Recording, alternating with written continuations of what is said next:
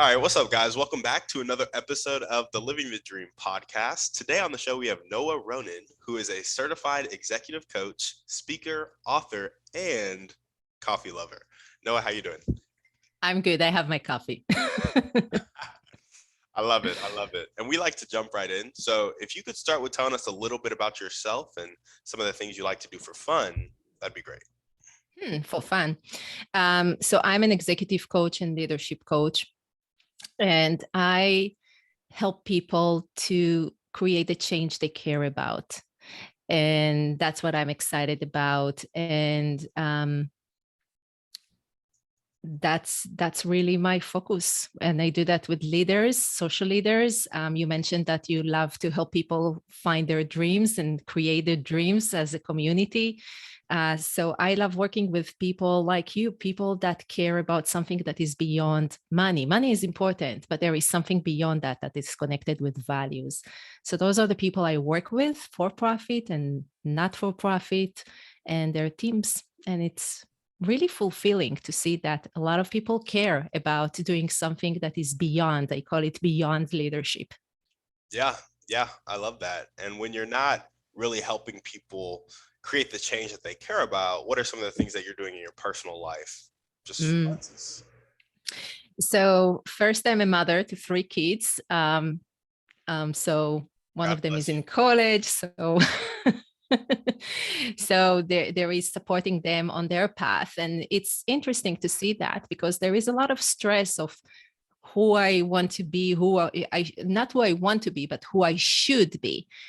So I see that as a mother, and I'm trying to help them look beyond as a mother.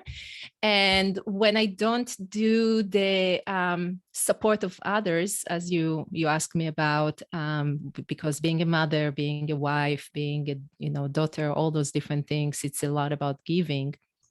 I love to run and be outside in nature. I find that nature really nurtures me.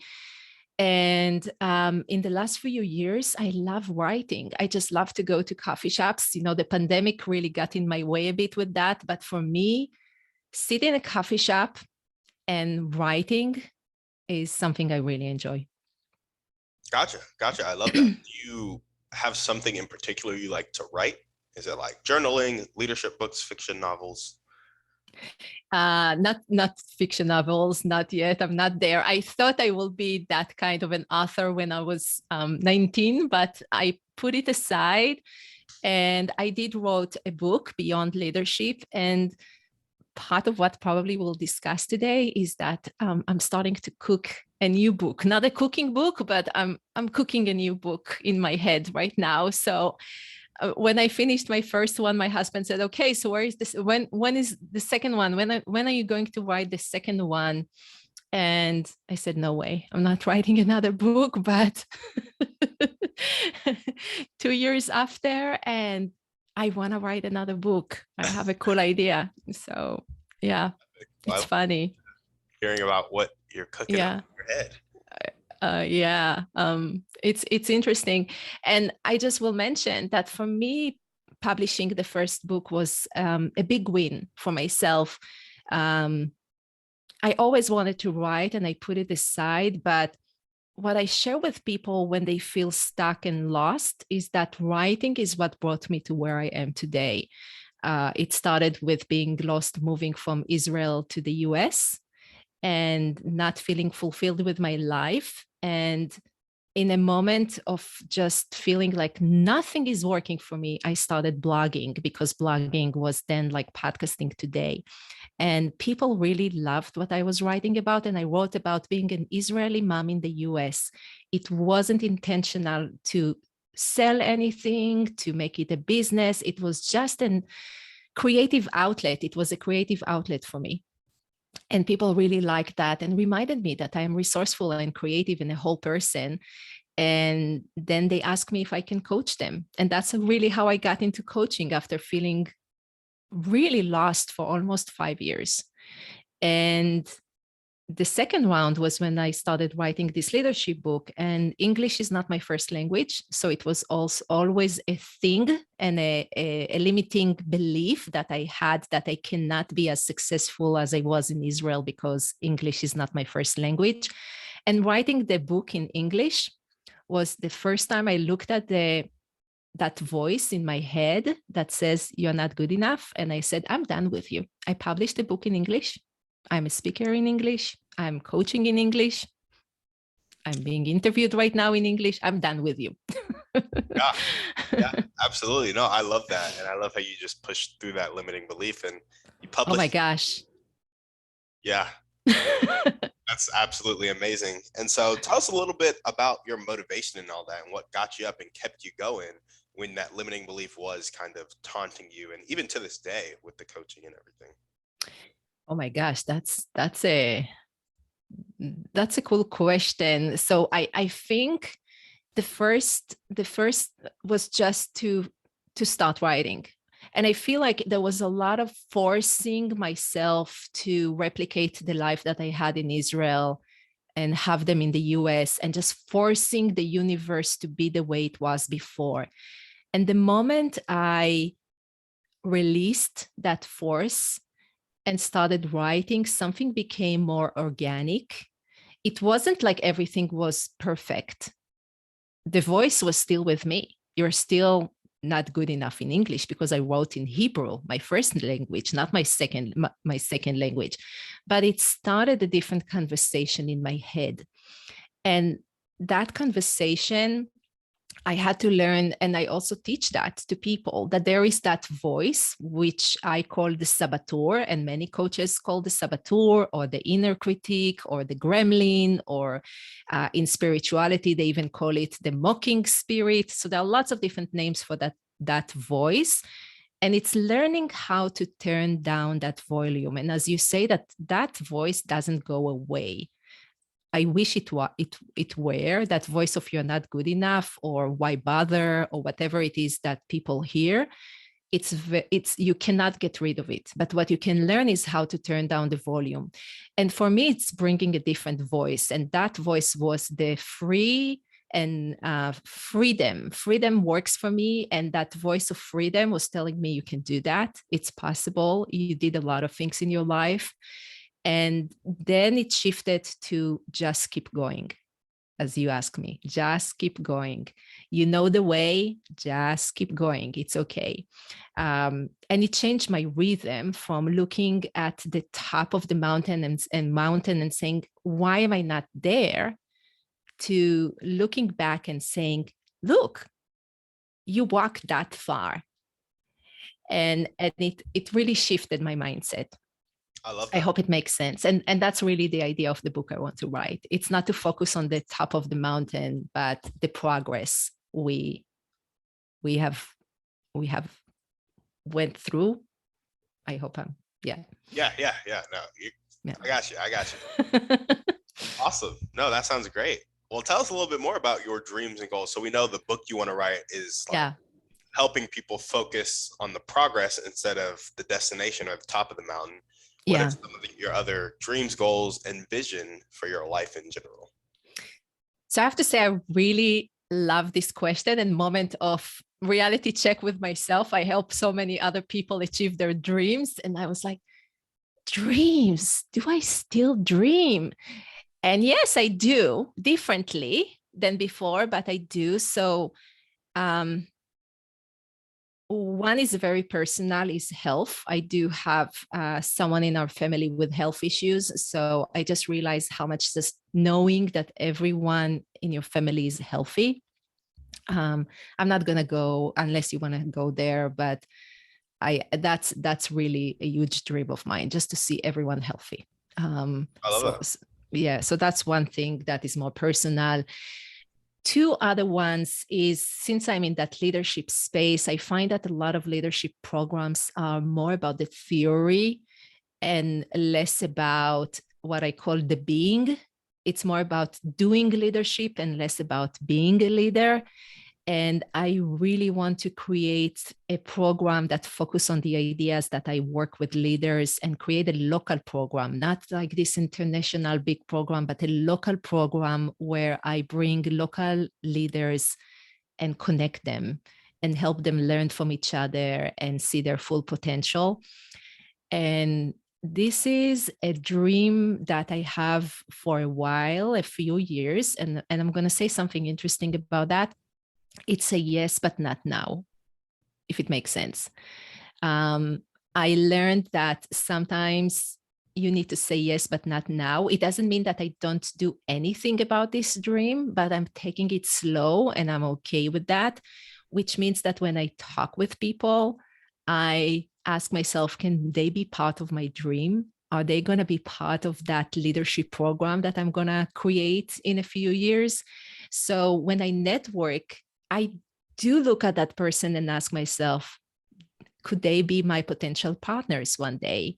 And when I talk with my clients, I say, is this conversation can be part of my program in a few years? And when I write a book, I know exactly what I want to be in that program. So it's yes. So I'm not acting on it right now, like every day working on that. But there is a lot of stuff that I'm looking at when I talk with people, when I do my work, when I work with my clients, when I work with teams, and I'm collecting that. So it's the yes, but not now. And another dream that I have, it's not a dream, it's in progress. But I just, again, had to put it a bit on hold because of the pandemic. But a few years ago, I found that I really don't enjoy networking experience. It's a lot about the decoration, as I call it, and less about the human being. And I wanted to create something that is real, that is less just real connection between human beings, and something that is different. So I started Walking Masterminds. And those walking masterminds mean that business owners, leaders in the community come and meet first in a coffee shop. They get their coffee, and then they cross the street or go wherever. And we have a conversation as a group about a topic. And then I partner them with a person they don't know. And they go for a mile or two of a walk with that person, having questions they discuss. And I create that connection, human connection outside in nature. And people come back so energized and excited. You can't stop them talking with each other. And they create deeper relationships. And it happens in nature, which I find that is very creative and helps us look at things differently and get ourselves out of the computer screen and being inside with ourselves and our thoughts, and just get a new perspective. So I started doing that, and I actually trademarked that idea. And really what I want to see is that in each city, there is that kind of a group with leaders that just take the system that I created and run with it with their community. So I love that.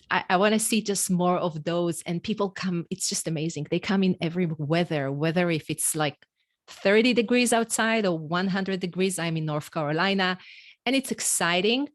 And one of the things I really wanted is to take it to a place where it's really diverse. Again, I'm not from the US, and diversity became something that I'm excited about and I care about. And every group that I create is diverse. And I felt that that specific group was not. And I wanted to create something that is more diverse in our community and bring men and women and different cultures and different languages. And just really, when you feel stuck, you want to talk with another person that see life differently than yours. And that's something that I truly believe in. So that's kind of like where I want to take my dream. See those groups are very diverse, and I see a lot of women group, and I love that, and I hate that. I'm going to use the word hate, because I want women to talk with men, and I want men to talk with women. And I don't see that enough.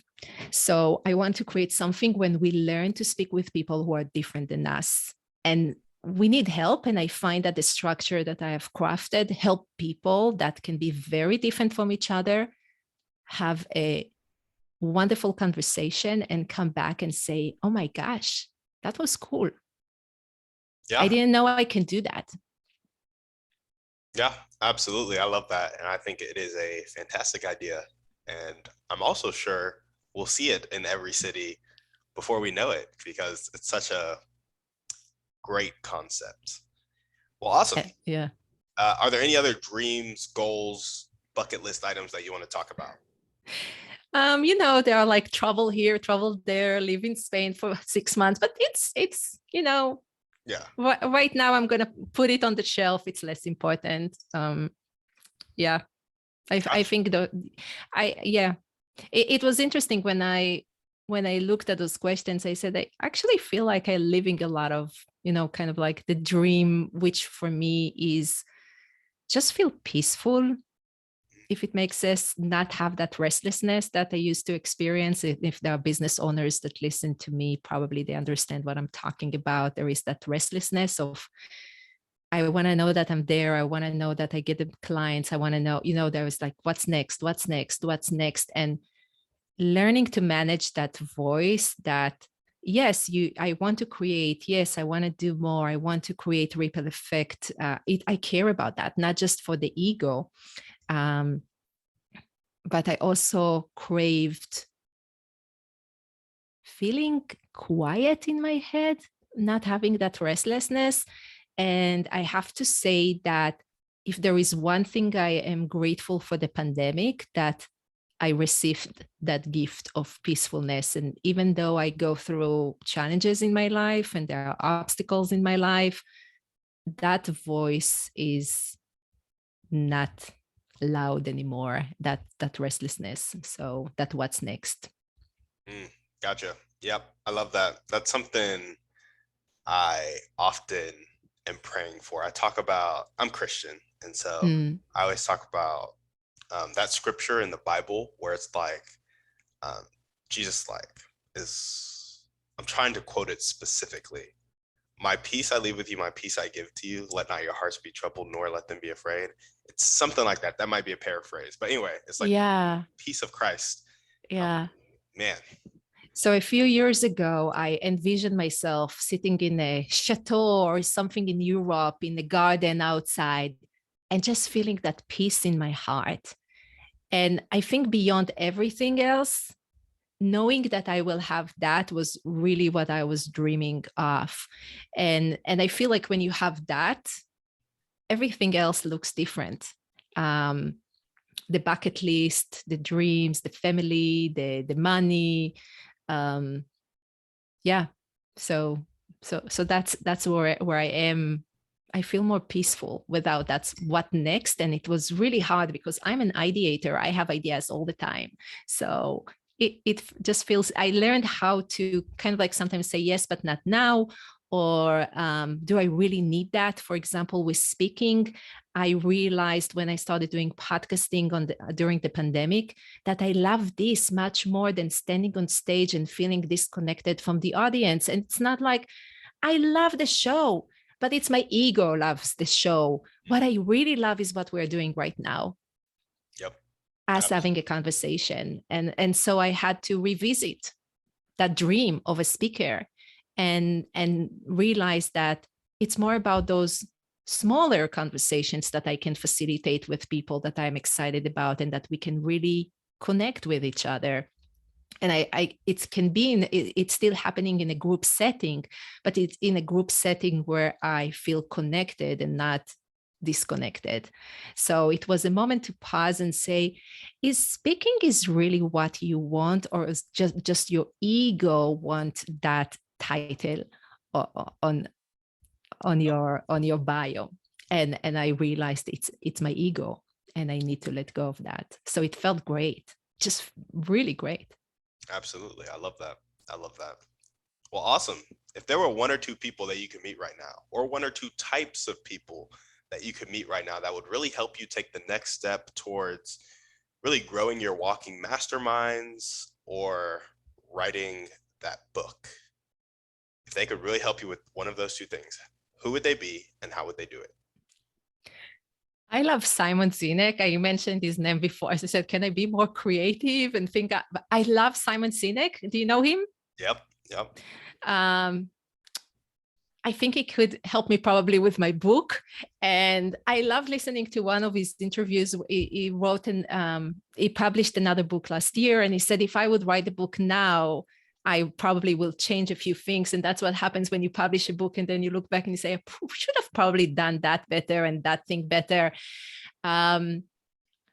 He thinks so much out of the box. So at least he takes ideas. What's interesting about Simon Sinek, the ideas he shares, a lot of them are not his ideas, but the way he packaged them and share them with people is so interesting that you want to keep listening to him. So I would love just to sit with him and learn how he does that and sit in his, just see how he crafts those ideas and how he thinks and how is he as a human being. So that's someone that probably, and I think who will be someone that will make it more actionable. I don't know. I need to think about that. So I will take that and really think about that. Timmy. You said Timmy. You like to be called Timmy. That's a good question. I'm going to think about that. So that's my homework. There we go. That's your homework. Also, if anybody in the crowd knows Simon, is it Sinek? Simon Sinek? I'm still not sure. Everyone say that differently. Some people say Sinek. I think he's originally from the UK. So gotcha. Simon S, but I think it's Sinek. Gotcha. Well, if anybody knows Simon, we'll just go Simon. He's a baller. And also, let's make the introduction and get her some FaceTime with him. Yeah, why do we say Simon, if you hear that? Call. There we go. Well, what are the most important one or two things that everyday people can do to help you accomplish your dreams and goals? That's a good one. I think it's, what we talked about. How can you focus on human connection? That's the question I would like to bring. How are you focusing on human connection? How, when you talk with another human being, you focus on them and not about transaction? Yeah, absolutely. I love that. So that's the question.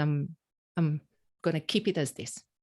How can you focus on human connection rather than transaction? There we go. Well, awesome. Now we're going to jump into our Thriving 3.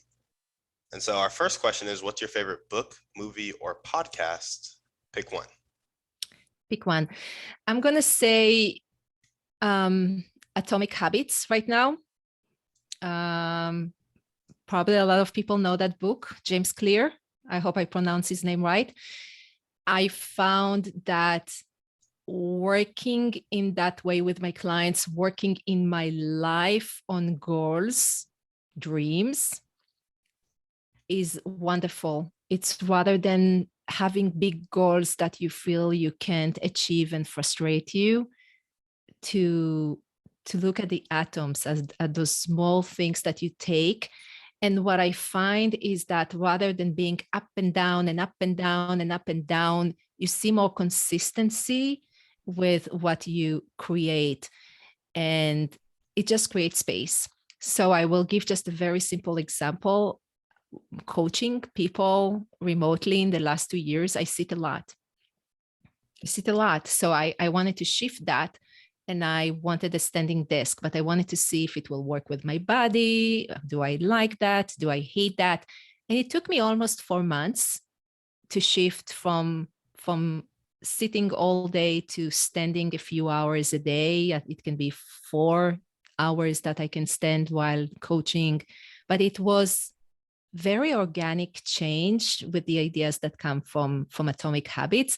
And there are some other things. For example, I have my workout station outside my office. I have there my workout clothes. So I have no excuses not to do it when I leave my office and I have an hour or if someone canceled the session, or I have an hour to just go out and do my workout. There are no excuses. Just put it on and go.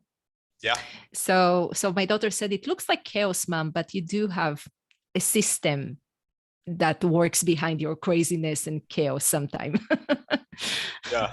So that's why I like this book. I love that. It helps you create habits that work and stay.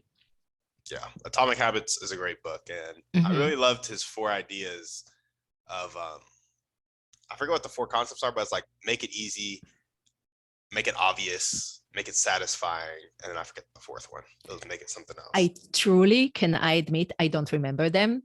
But what I do remember, that it just, when you break it down and make it small bites, it's what they say, how can you eat an elephant one bite at a time? So that's my experience. I take those goals, I make them small, tiny, and they work. They stay with me. So that's what I like. There we go. And what's one way you like to take care of yourself? In the last few years, and I also teach that to clients, it can be something like acupuncture or massage or even Reiki. What people don't know about acupuncture is that you can ask for a balance session, just work on the balance in your body. And it's not fun when they put the needles, but you just fall asleep. And that's awesome. You get into this really sweet while you're on that session. So for me, again, if people like me hearing that are in the profession of giving, I find that I need to manage my energy, and it will be or going out to nature or doing something like that I'm being nurtured and balancing my energy. I'm really paying attention to my energy. I have to. Yeah. It's a want. It's a need, but it's not I should. It's something I make sure to do and not get into the place where it's too late. I think what most of us do is we get into that place where it's too late, and then we start freaking out and doing all those things. But again, if you know that once a month you have an acupuncture session or a massage, or you don't have to go every week, but if you go once a month, it's part of your it's kind of like taking care of your car, making sure you have the gas, you have the water. So it's the same way with my body and my energy. I need to take those consistent habits during the month, every month, that I will have the energy that I need to keep going. Yeah, absolutely. And what is one action step you can take right now to either meet Simon, continue to grow your Walking Masterminds, or take next steps on that book? So I will use the progress. I already took one step. I spoke with you, and I rather than saying, who knows, Simon, I said, Simon, if you hear me, and I will tag Simon Sinek after I don't know, when we put that out there, and we'll see if he's going to respond. Who knows? So I learned that sometimes you have to be just brave and dare. Yeah. Did I answer your question? Yeah, that was great. That was fantastic. And I have one more question for you. It requires some pretext. So there are people in the world that, have a fixed mindset, aren't willing to accept change, aren't willing to accept help. And then sometimes they die like that. And then there are people who were in that for some part of their life, and then they change to like a growth mindset, accepting help, accepting change. In your opinion, what is the catalyst that helps somebody change from fixed mindset, not accepting help, not accepting change, to growth mindset, accepting help and accepting change? Wow, that can be just one hour conversation.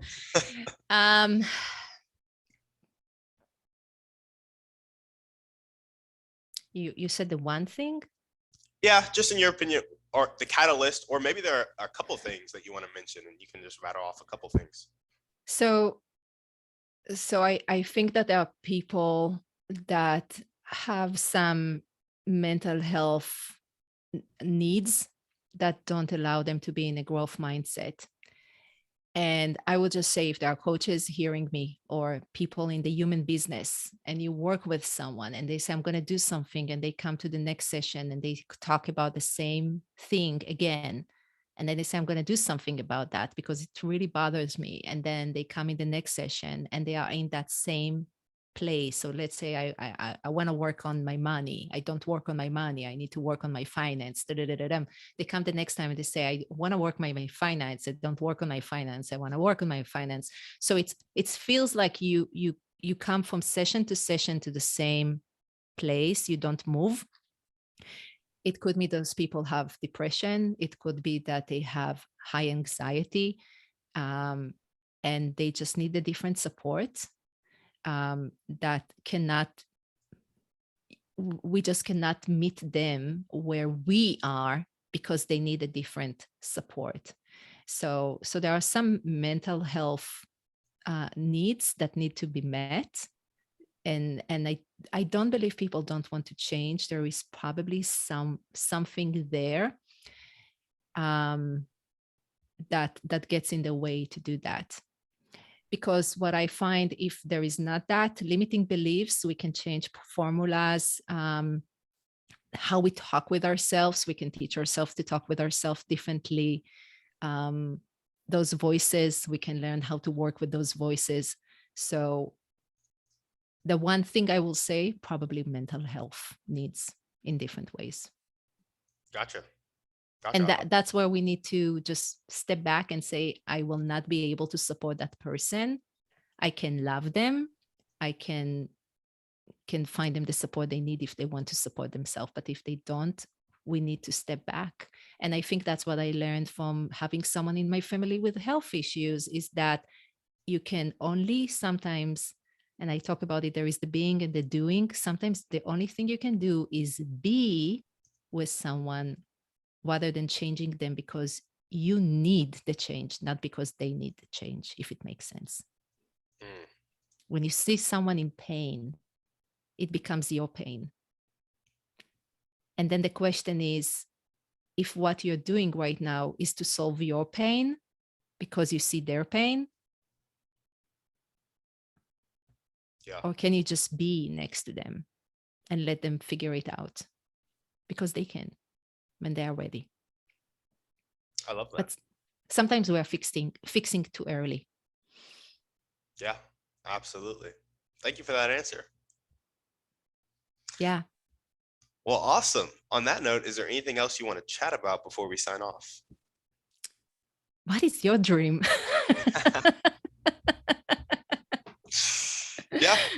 Yeah, absolutely. So I have two big goals, financial freedom for myself and my family, and then spending the rest of my life making a huge impact in alleviating poverty around the world, really creating systems and connecting people around the world. So it's less a personal impact, and it's more like creating systems, uniting people to act in a focused, unified, consistent effort towards alleviating poverty. And so I see myself kind of like your Walking Masterminds. Mm-hmm. That my back screen is called It's Left with Love, Connected by Choice.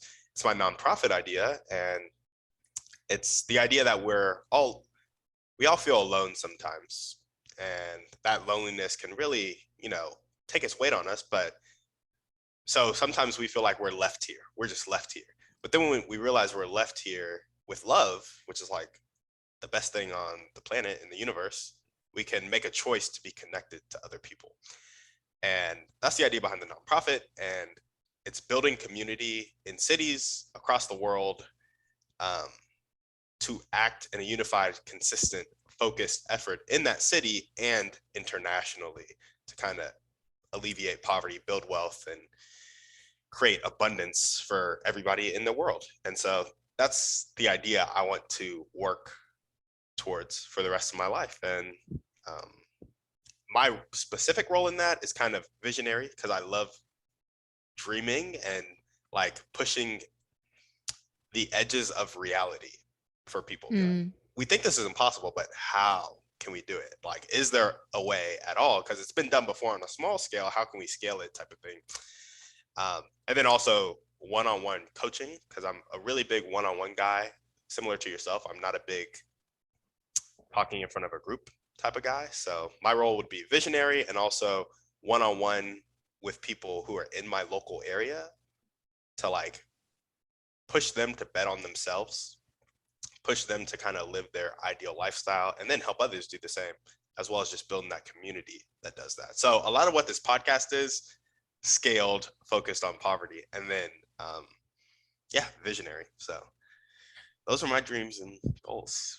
Okay, so tell me if there is a way I can support you, and I can definitely see how much you care about that. Truly the heart in the background that I don't know if people can see. It depends if they see the video or listen to it.